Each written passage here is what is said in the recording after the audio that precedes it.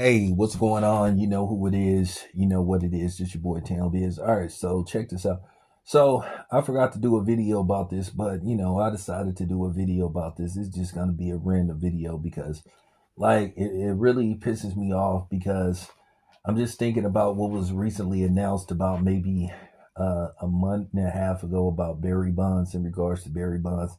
So it appears that Barry Bonds is no longer eligible to be voted into the Hall of Fame by the writers. And I just want to say, fuck them. So now he'll be eligible to get voted in by the Veterans Committee and whatnot. Um, Barry Bonds has been eligible for the Hall of Fame for around maybe for a while. Barry Bonds retired a while ago. And because of politics and because people's disdain for Barry Bonds, because Barry Bonds wasn't a media guy, this is how they get even with him by not voting him into the Hall of Fame. And also, they want to use his ties to Victor Conti and Valco. What it really come down to, they were pissed because basically the feds couldn't get Greg Anderson to roll over on him. After many attempts, putting him in jail a couple of times, he refused to roll over on Barry Bonds. So Greg Anderson stayed loyal. Now that's what you call a true friend. He more solid than a lot of these dudes out here. And he has no ties to the streets. But we see how quick these dudes that supposed to be tied to the streets will roll over. But nevertheless, they have made Barry Bonds pay for that ever since. Technically, there is no paperwork linking Barry Bonds to a failed drug test. We can suspect all we want, but there is no proof. There is no undisputable, undeniable proof that Barry Bonds failed a drug test because there's no proof. There's no paperwork. You would have think all this time by now something would have came up, but Barry Bonds has never failed a drug test.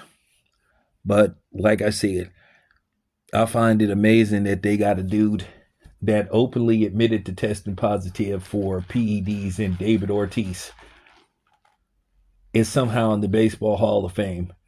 And then they just basically don't want you to speak on it. They don't want to answer how did that happen. They just want you to ignore it. Because for the most part, it's very hard to find out who are these voters.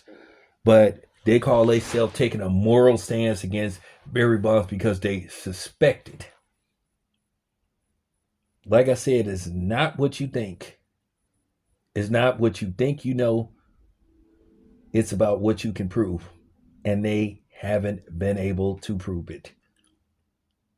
Fucking travesty. It's travesty Barry Bonds isn't in the Hall of Fame. And the funny thing is, he may not get in 2026 due to Veterans Committee. I already know that they didn't put the word out on Barry Bonds. They will probably try to put Barry Bonds in the Hall of Fame, just like after what they did to Pete Rose after he passed away. Because Barry Bonds did say, well, if you do eventually put me in, I won't be going. Barry Bonds has already stated, well, I won't go. And frankly, can you blame him? How he's been treated?